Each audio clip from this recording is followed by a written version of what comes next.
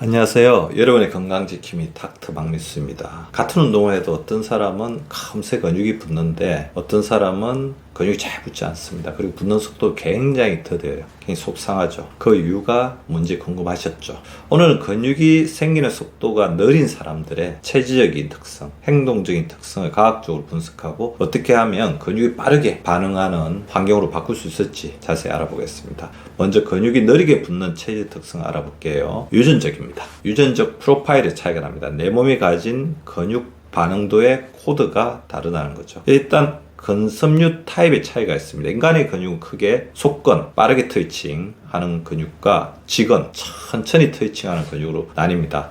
속근은 짧고 굵은 힘을 내고 근육 덩어리 증가에 유리합니다. 우리가 폭발적인 스피드 낼 때 필요한 게 속근이죠. 직근은 오래 쓰는데 유리합니다. 마라톤 할 때 쓰는 근육이라고 보시면 되죠. 근육 비대에는 덜 반응하게 됩니다. 근데 일부 사람들은 유전적으로 직근 비율이 60% 이상인 경우도 있습니다. 이런 경우 운동에도 반응이 늘 수밖에 없습니다. 다만 직근은 장기간의 어떤 유산소 운동에 유리하기 때문에 반드시 직근이 많다고 해서 불리한 것만은 아니겠죠. 밸런스가 맞으면 좋을 것 같아요. 위성세포의 활성도도 있습니다. 위성세포는 세이틀라이트 셀이라고 하는데요. 근육 성장에 위성세포의 활성도가 매우 중요하거든요. 일부 체질은 위성세포 활성화가 느려져 근육 재생 속도도 늦습니다. 유전적 한계도 있습니다. 제네틱 실링이라고 하는데, 자, 실링은 뭐냐면 천장이에요. 천장이 높으면 우리가 그만큼 많이 점프할 수 있죠. 천장이 낮으면 성장하는데 한계가 있다는 거죠. 사단마다 도달 가능한 근육량의 상한선은 정해져 있습니다. 하지만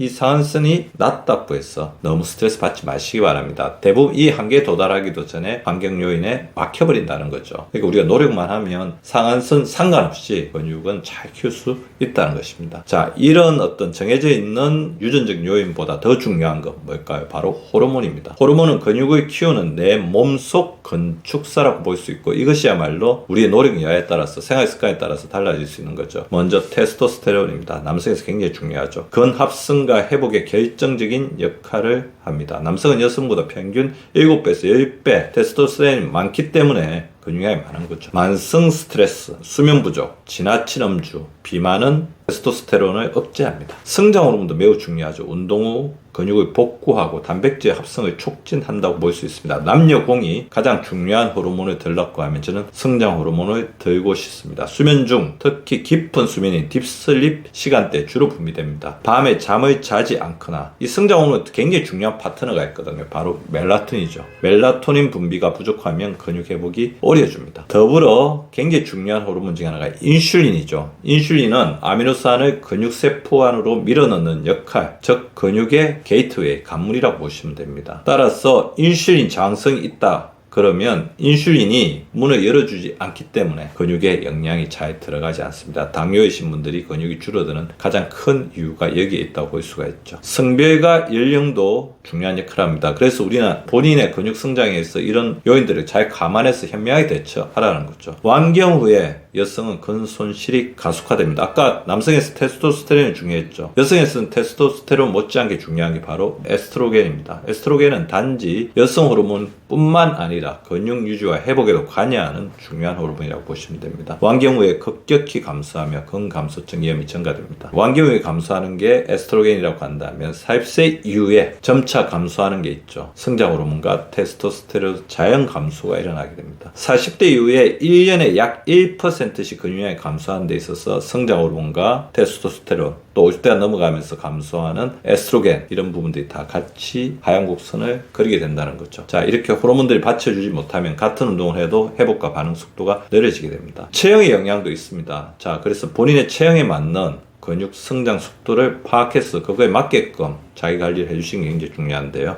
메조모프, 중간형, 근육이 쉽게 붙고 체형이 탄탄합니다. 적절한 운동을 하면 근육이 빠르게 형성되죠. 반응이 빠릅니다. 액토모프는 마른형입니다. 마른 사람이죠. 신진대사가 빠르고 체지방도 적지만 근육도 적다, 그렇게 보시면 됩니다. 칼로리 소비가 크기 때문에 고강도 훈련과 고열량 섭취를 동시에 했을 때 근육이 형성된다는 것 이해를 하십시오. 특히 이 부분에서 좀 더 중요한 것은 적정 체중을 유지하기 위해서 적당한 양의, 충분한 양의 열량을 섭취해 줘야 한다는 것입니다. 엔도몰프, 둔거정이죠. 우리가 흔히 이제 비만형이라고 하는데요. 체지방이 잘 쌓이고 대사가 느리다는 특징이 있습니다. 인슐린이 저항성을 가지고 있고요. 염증 체질 동반 가능성이 높습니다. 자, 엔도모프에서는 지방이 근육을 태운다. 그렇게 보시면 됩니다. 지방이 주된 어떤 역할을 하는 체형이라고 보시면 되죠. 근육이 느리게 붙는 사람들의 행동적 특성을 한번 살펴보면요. 루틴 없는 운동 습관이 있습니다. 자, 이 중에 가장 중요한 것 중에 하나가 루틴 변경이 너무 잦아요. 근육은 익숙함 속에 점진적 자극을 원하거든요. 자, 이게 뭐냐면 우리가 어떠한 패턴의 운동을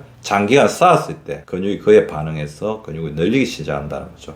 근데 매번 어떤 변덕이라든지 환경의 변화 때문에 운동법을 자꾸 바꾸게 되면 적응 기회조차 사라지게 된다는 거죠. 더불어 낮은 강도의 운동만 하거나 유산소 운동만 반복하게 되면 근육이 형성되지 않습니다. 무게를 들지 않으면 속근 스민 자극이 부족하죠. 그래서 너무 무거운 무게를 들라는 것도 아닙니다. 자기 몸을 지탱하는 운동, 그 다음에 뭐 팔굽혀기나 그 다음에 체중 매달리기, 스쿼터 이런 것들이 다 무게를 주는 운동이죠. 그리고 자기 건강에 허락하는 범위 내에서는 약간의 무게 보완을 주는 것도 굉장히 중요하다는 거죠. 유산소 위주의 운동만 반복하게 되면 운동의 단조로움뿐만 아니라 주로 근육을 태우는 운동이 될 수 있기 때문에 오히려 근육이 줄 수도 있다는 점 반드시 명심하십시오. 더불어 이것과 결합되었을 때 우리가 또 굉장히 중요한 어떤 근육을 줄이는 행동 중에 하나가 단백질 흡수 전략을 현명하게 구사하지 못하는 것입니다.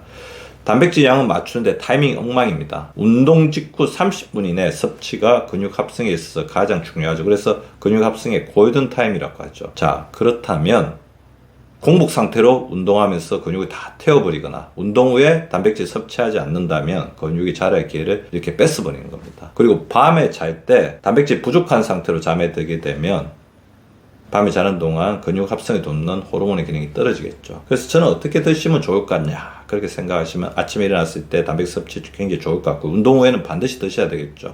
그리고 만약에 밤에 자기 전에 오늘 전체적으로 칼로리가 부족했다, 영양소가 부족했다 생각했다면 단백질 위주의 간단한 간식을 먹는 것도 나쁘지 않은 선택이라고 볼 수가 있습니다. 단백질이 질이 낮은 것도 문제가 되죠. 류신 함량이 낮은 단백질은 근합성 자극에 부족하게 작동하게 됩니다. 그래서 식물성 단백질 위주로 식사했을 때는 반드시 보완 단백질 조합이 필요합니다. 그래서 저는 동물성 단백질과 식물성 단백질의 균형을 맞추는 게 굉장히 중요하고요. 주로 식물성 단백질 섭취만 하거나 단백질 섭취가 부족하다고 느끼시는 분들은 계란 한두 개 정도를 같이 보충하는 것도 나쁘지 않은 스택입니다. 수면 부족과 스트레스 가행도 매우 중요하죠. 6시간 미만의 수면은 근성장을 유도하는 성장 호르몬 분비량이 급감하게 됩니다. 그 다음에 수면의 시간이 짧으면 회복되지 않은 근육은 피로누적, 부상 위험에 시달리게 되겠죠. 만성 스트레스도 코티졸을 증가시키는데요. 코티졸은 근육을 분해하는 호르몬입니다. 코티졸은 뭐냐면 우리 몸이 위기에 처했을 때 올라가는 스트레스 대형 호르몬이잖아요. 자, 그러면 우리 몸이 어떻게 변하냐면요. 생존 모드로 바뀝니다. 그래서 스트레스 쌓이게 되면 몸은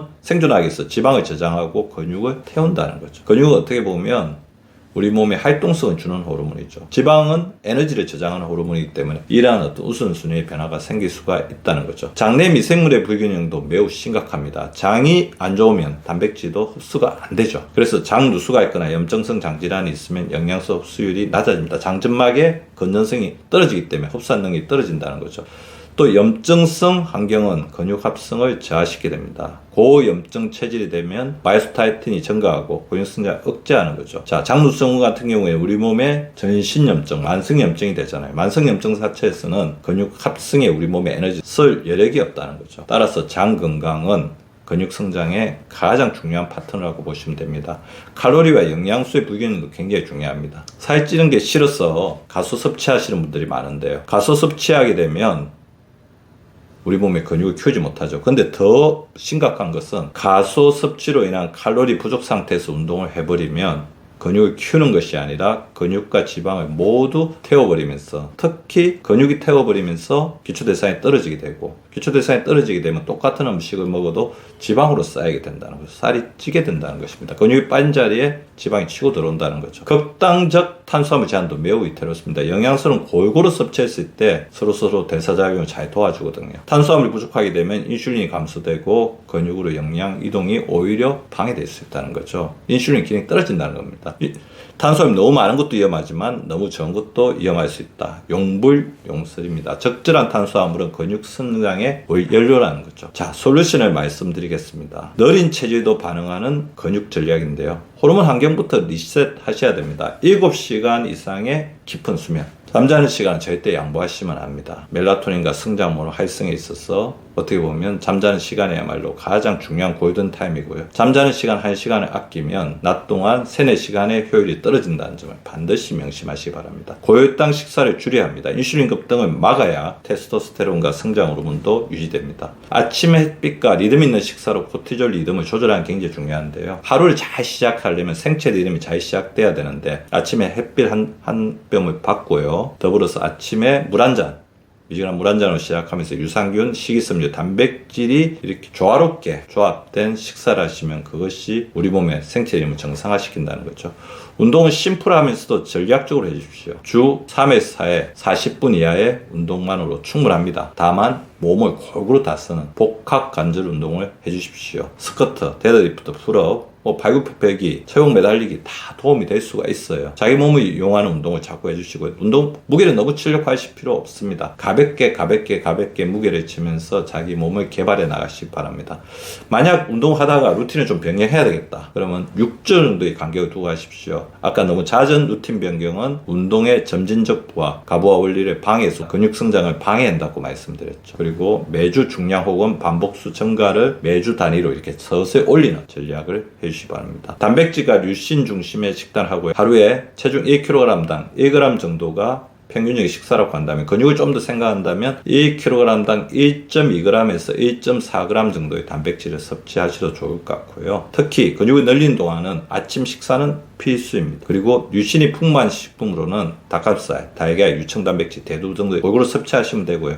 나 이거 다 먹기 싫어. 그럼 하루에 달걀 2개 정도만 드셔도 충분한 단백질 거본으로 작용할 수 있습니다. 장 건강은 근육의 파트너이기 때문에 프리바이오틱스와 프로바이오틱스를 함께 섭취하는 것이 매우 중요하고요. 식이섬유가 풍부한 식단과 발효식품, 김치, 요구르트, 된장을 같이 이렇게 섭취해서 장 건강을 잘 키워주시기 바랍니다. 장이 좋아지면 염증이 줄고 근육 합성 환경이 개선됩니다. 여러분, 근육이 잘 생기지 않는다고 해서 낙담할 필요는 없습니다. 근육은 단지 운동으로만 키우는 게 아니라 내 몸의 시스템 전체가 협력해야 하는 결과물입니다. 그리고 근육을 키우면 근육 자체가 이 시스템을 또 도와줄 것입니다. 오늘 알려드린 내용을 잘 실천하셔서 지금보다 훨씬 더 빠르고 효율적으로 건강하게 근육을 만드시기 바랍니다. 근육은 곧 대사력이고 대사력은 건강 수명의 핵심입니다. 여러분의 근육은 오늘부터 다시 반응할 수 있습니다. 체질을 바꿀 수 있습니다. 지금부터 바꿔보시기 바랍니다. 닥터 박명수였습니다.